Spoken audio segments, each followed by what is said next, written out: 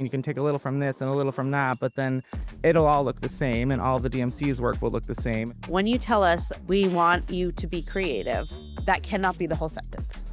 We selected another partner because their creativity was better aligned with our vision.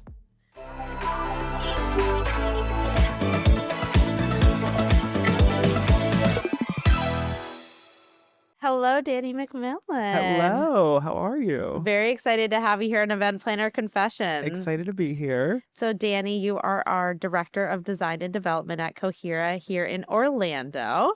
But our story goes back quite a bit further. It does. Fun times. And that's why I was excited to have a conversation with you today, because we actually met when you did an internship with me up in Boston about 10 years ago.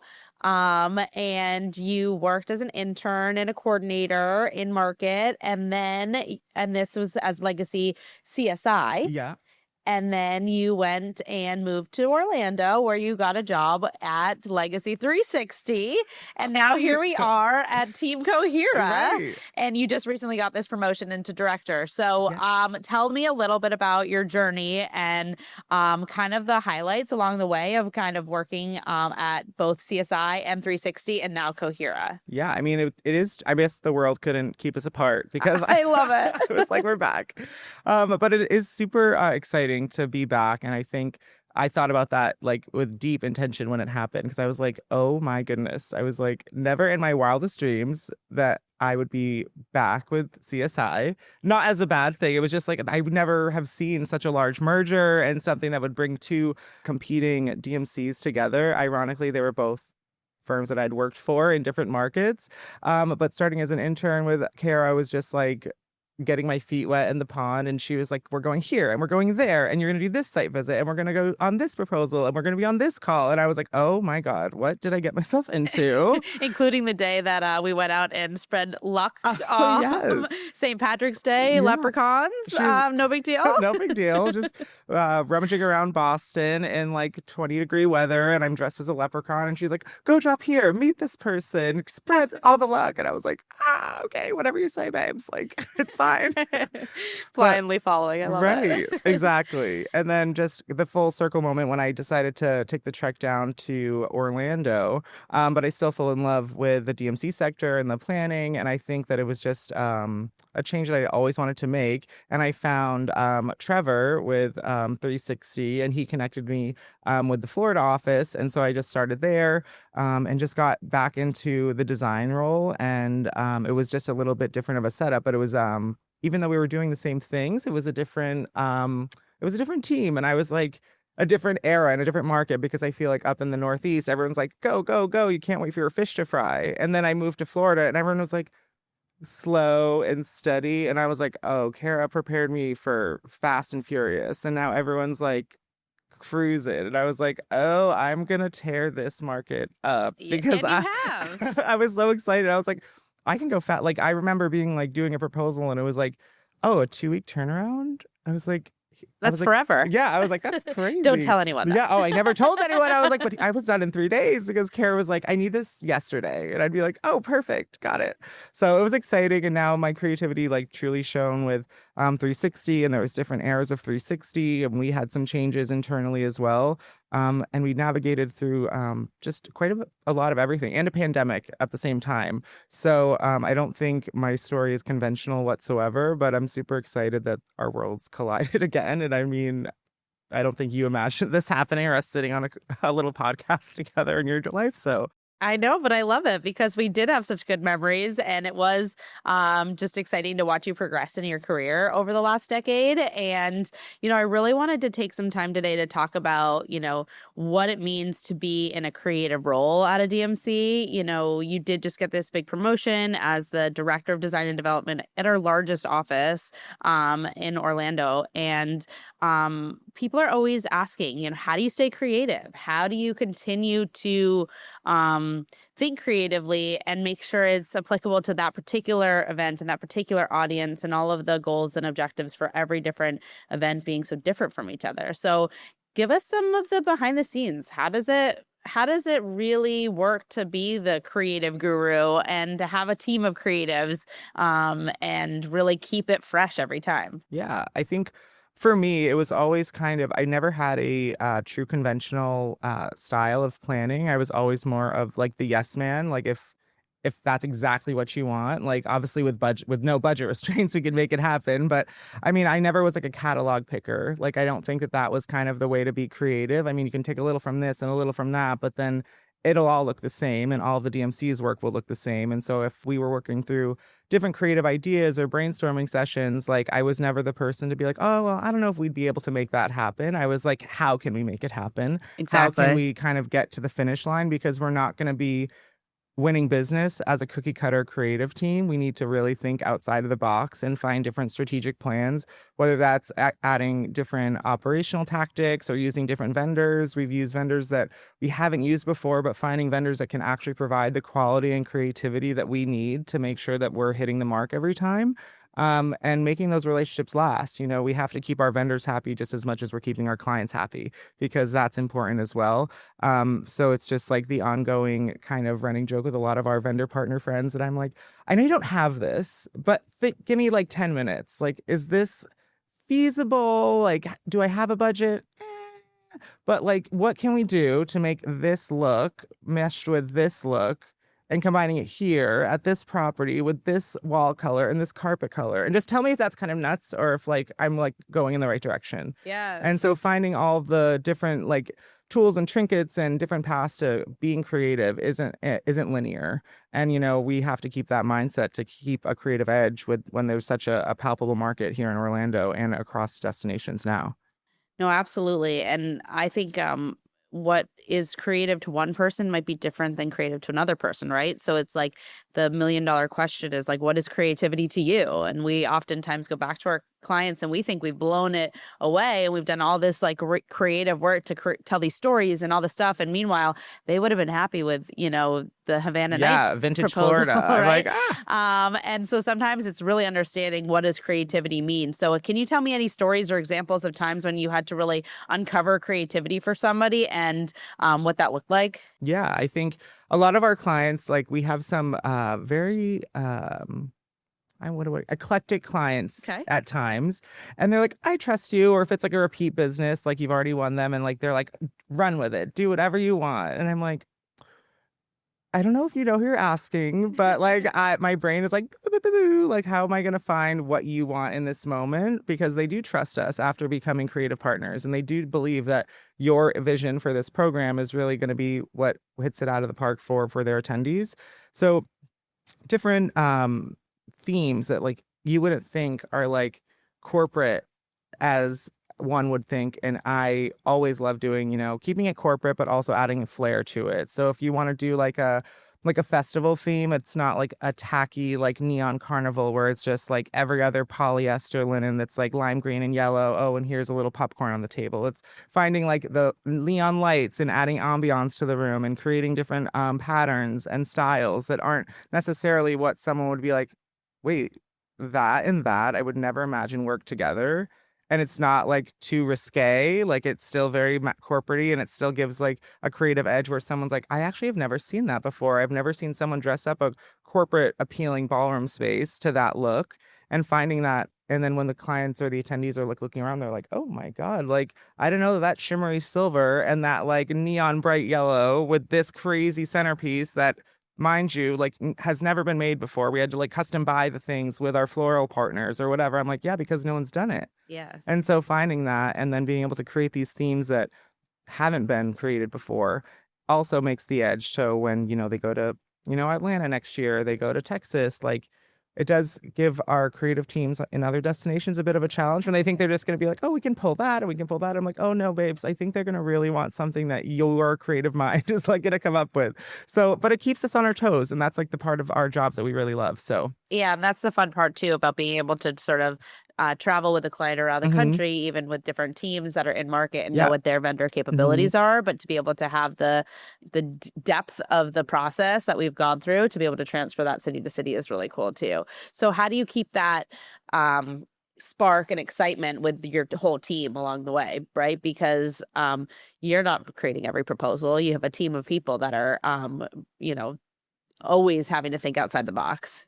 Yeah, I think keeping that mindset of being able to find your own creativity and creating a space for yourself and our team that allows them to do so. I think creativity is subjective. So like you said earlier, like it might not be the same or look the same to another person. And so someone on our team's creative abilities like might look different than mine, but that's okay. Like that client might want something like that. Like our clients are different, and I'm not on, I'm not in the minds of every client. If I was, I wouldn't sleep. But the ones that I have on my plate, you have to get to really know. And I think that's the beauty of finding what Cohere does. And I know that what CSI and Legacy 360 did was like you had that full team when you got on that discovery call to be like, this is like not just coming from a sales perspective. This is like a full operations, creative, sales, and like you'll be taken care of on every step of the way. And then you can really talk through those creative moments, like get on those calls with clients, find what their niche is, find what they absolutely do not want to see, find what they've done before, find the ways that they've, been able to find creative outlets themselves. Are they scrolling through Pinterest every day? So if you have like a Pink Panther party and they're like, well, I've already looked at this on Pinterest, and I'm like, okay, so I'm not going to go the Pinterest route because you've seen that. So let's find a different route to find creativity and really hone in on what their needs and their wants are, because we are living in a world that people have seen it all before. Yeah. And it's hard to compete. So well, everything's at their fingertips, right? Yeah. Like the digital age, they can search Yeah. for things just the same way that we could. Yeah. It's how do we take all the things Mhm. that people are searching for and put them together in unique Right. ways, and then get actually the people that can create it and bring it to life for us Mhm. versus just talking about it, right? Right. Because it can look pretty on paper, Mhm. but how it shows up, Exactly.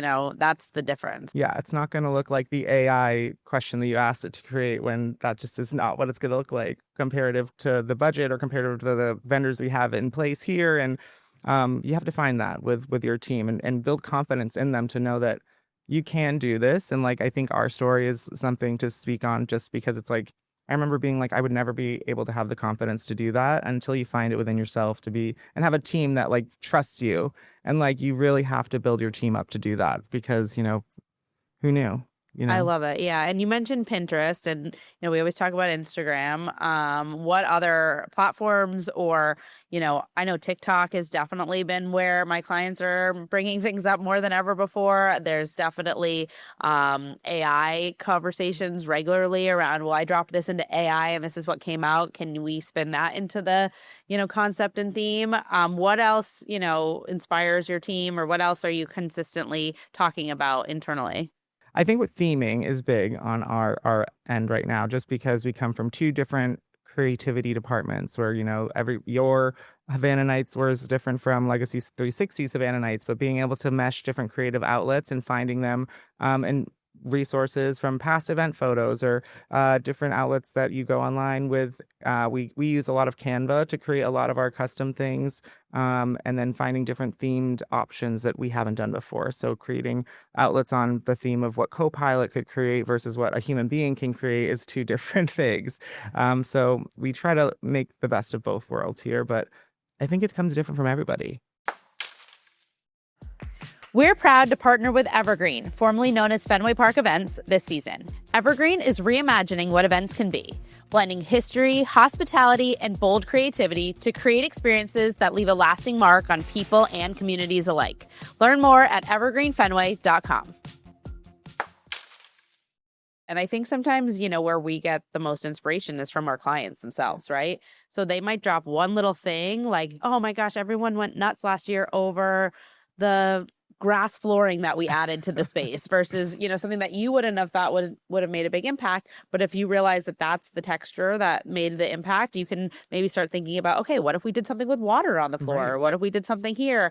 And it could open up a whole different type of conversation. And I think when our customers are telling us not only what were the hot buttons in the moments of their successes or failures, but also what is important to that organization, right? So I know we spent a lot of time digging into values and core competencies and all of the information around our customers, so that when we're showing up and creating an experience for them.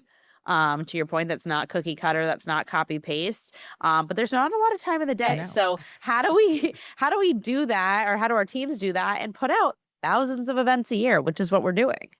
We have to find the niche with our clients and find the vision that we think is theirs, but also hearing it from their mouths directly. Like, we can only know so much. I think a lot of from the attendee perspective, it's the five senses. They want to know what they're going to feel when they walk in the room, what they're going to hear, what they're going to smell, what they're going to taste. Is that theme going to match with the hotel food and beverage? Or is it going to be like, why do we have this crazy Italian soiree and then I have a like hotel frozen meatball, and it just like, it's not going to match? Like, things like that come up, and like, it sounds and being silly. the destination expert, you know what the hotel's going to land with, so you have to be able to bring that to the conversation too, right? And admit it, and it's fine, but we have to be honest with our clients. We have to accept, there's different outlets for everything. In Orlando, we have such a large market of hotels, venues, things like that, and we have to be honest to be like, we've done this before, and it's not that we've done it all before, but we've been in that space before.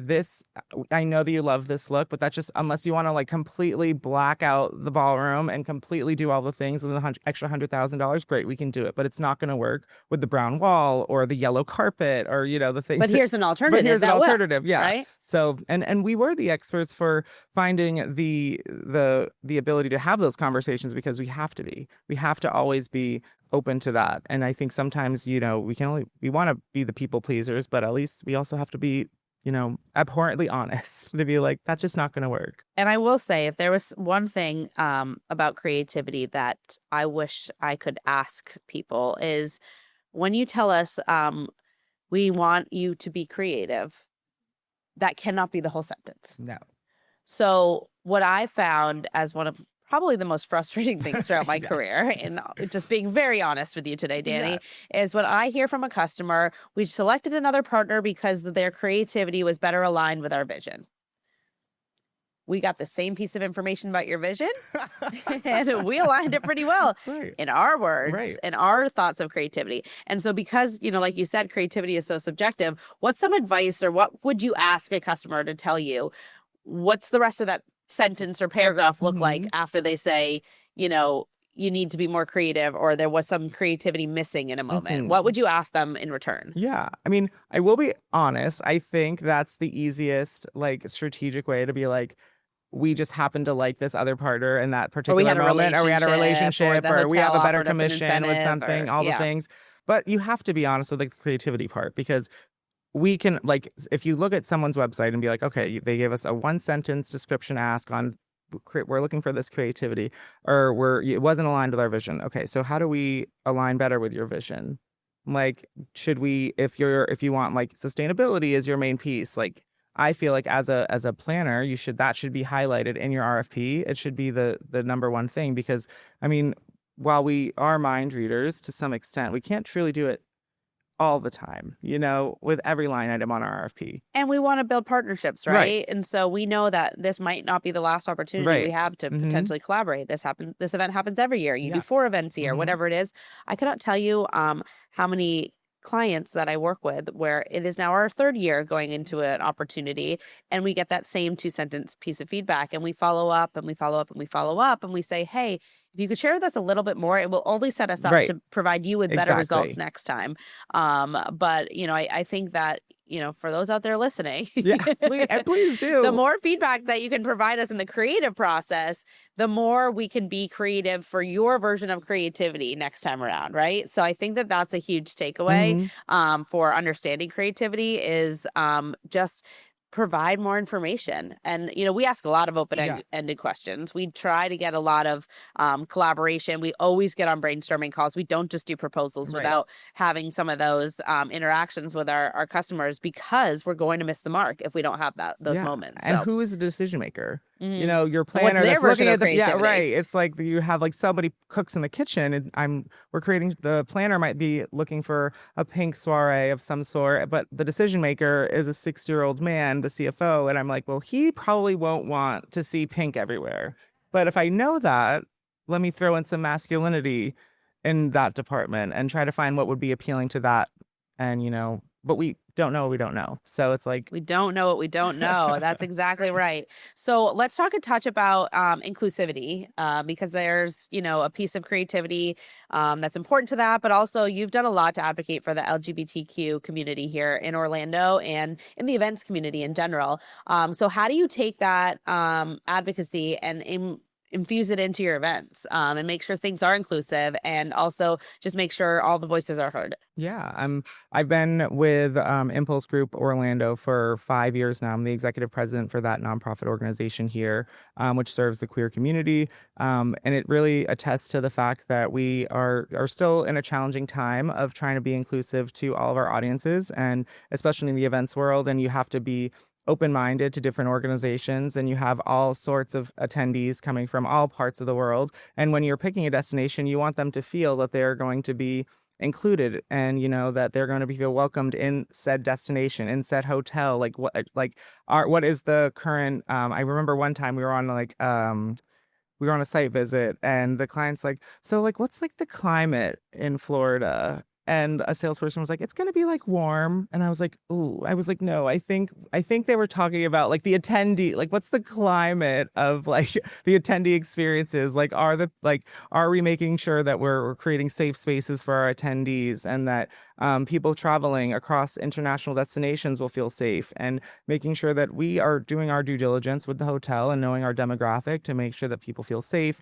and welcoming, and that our creativity is also welcoming, and that we're, not being exclusive to one demographic or one group of people. And it would be received well on all ends, because it's super important now more than ever that we're allowing those conversations to happen, and we're being educated on what we're proposing when we're doing international themes, or when we're doing themes that what some markets might find offensive, and we don't want to appear offensive to anybody, because like that's our job to make sure that everyone's included. So Absolutely. You want to be authentic and not offensive. yeah. And I think too, there's just so much misconceptions that happen along the way, and just having really clear communication. To your point about climate, like just be really clear. What are Yeah. you really asking? Yeah. And let's not try to guess on each other's Right. importance Hmm. of different aspects of the planning. And we have to do more about, a lot of our clients that are asking for like give back opportunities too, especially being in Florida. We have hurricanes here all the time, and they're like, how can we give back to that? And we're always really honest. And we're like, well, you can make a hurricane kit right now, but we truly don't know when the next hurricane is going to come. So I don't know how long that kit will be sitting somewhere. And like, well, it's great, but we have to have those tougher conversations, and, making those CSRs meaningful or impactful to what we have to do. So Yeah, no, absolutely. And I think that the CSR thing is really important. And it's like that underlying thing that you're just expected to do at an event now, without it being even like its own section of the RFP or its own section of the conversation. A lot of customers I've been talking to we have to have some element of it at every meeting and event we do all year long, right? There's what that looks like. It could be as simple as we have a station over here that you can engage with. It could be a 3-hour session in the middle of your meeting that is all dedicated to the community, or it could be that 5 of us are going to go out and build something in a destination. So again, it's all about understanding the inclusivity around it, and also who is your target demographic. What are you trying to impact in the destination, and how can you do that well? And givebacks more times than not are a little bit more expensive than what clients usually are like to seeing. They're like, how come creating this backpack with all these things in it is $20,000? I was like, well, that's 300 backpacks and you're really changing a lot of lives. And I'm trying to be like a philanthropist to be like, that's so nice of you. Like, please. But Yeah. I mean, it's a little bit more challenging to find CSRs that match with not only the vision of, what the client needs, but what the vision of, what the community or the destination needs too. And I think what people forget is you're paying for time. Yeah. Right? So sure, I can order all those things from Target or Amazon, and a crate will get shipped here, blah, blah, blah. But the amount of time it took me to unpack all those boxes, set up all the tables, load them up, and I then have to rent a U-Haul to deliver it to the place. There's so many underlying things. It's not just what the pencils cost that went into the backpack, right? And so we pay for time. And being at live events, like time is a resource that is very hard to explain to people, but you're asking everyone to stop everything, to dedicate time to this meeting. You have to show up for them too, right? So I think that there's a lot of a lot of layers to CSR, much beyond packing backpacks or building bikes. And honestly, I can't tell you how many times people say, I packed the backpacks, I packed the bikes, I've done all those things. What's new and next? Right. And, that's when we're back to what are your Hmm. goals? Who is your audience? How What are much the time do you impacts you're have? trying to make? Yeah. And is this something that's going to be ongoing Yeah. at the Reg area? Or is this something that you're going to be willing to block 2 hours for the entire 500-person group to do together? So, and are you trying to build culture for your own organization at the same time? Because that's a very different CSR element than just simply a donation. So lots to unpack here. But we are Event Planner Confessions. Yes. And I do have to ask for you to share with us today a confession from an event that you've been a part of. Sure. I thought about it on my drive here, actually, because I was like, oh God. But speaking of being eclectic and be like, think out of the box, like it sparked something quite literally from a box. Okay. We were on like it was like a 1,500 person event at the Swan Dolphin, and the client wanted this like food truck frenzy, like neon festival that we ended up having to move inside on a rain backup after like 3 hours being from the causeway to inside, which I was like, boo. And then, so last minute, the client was like, oh my gosh, I love these blue egg wire chairs. And I was like, she was like, I think we're gonna do 20-ish more. And I was like, yeah, of course. Yeah, of course, there's gotta be. But I said yes, instantaneously, yes. And so I went back to our partner and I was like, I just need 20 more of those chairs. And she was like, we don't have 20 more of the chairs. And this was like a week prior to the event. So I was like, literally, and no one else in the town had them or the state. So I'm going on Etsy and I'm going on all these websites to scrounge for the chairs that I promised this client, because I was like, well, I can't go back on my promise. Yes. So I found them on a site I had never heard before. I had to like call the 1-800 number to be like, are you legitimate? Do these chairs like actually look like this? Can they actually get here in 3 days? They shipped to my house. My entire living room and kitchen was just piled with like boxes. And the vendor or the website was super honest about it, but it didn't say, like, it said no assembly required, which was the only lie. Oh, no. So I had to call my account executive and I was like, I need to borrow your husband's Ford F-150. We have to lug all these boxes to the Swan Dolphin, now inside the ballroom, try to like do it in the corner or like a separate ballroom and then walk them over. So we were on our hands and knees, like hand bought all of these blue wire chairs, like I had like screwdrivers and like all the things. And the client never noticed. And I never want to see a blue wire chair ever again. I Do was you like, own them now? Are they part of your living room? No, I was like, please, any of the hotel staff that want to take them to their kids or like, Yes. please, that's See, my that was a CSR, right? giveback. I was like, I don't love want it. to see these chairs ever again. And I'm never proposing them, even when there is inventory. So I love it. I love it. Lesson learned. Don't Right. always just say yes. You Yes. never know what the inventory is. It's hopefully we can Yeah. do that for you, but we will get back to you and let you know. Awesome. Well, thanks for being here today, Danny. It was really fun to chat. I'm really excited to be working with you again know. after 10 years of your story and your growth. I'm just excited to see what the future holds for super you. excited. Thanks for having me.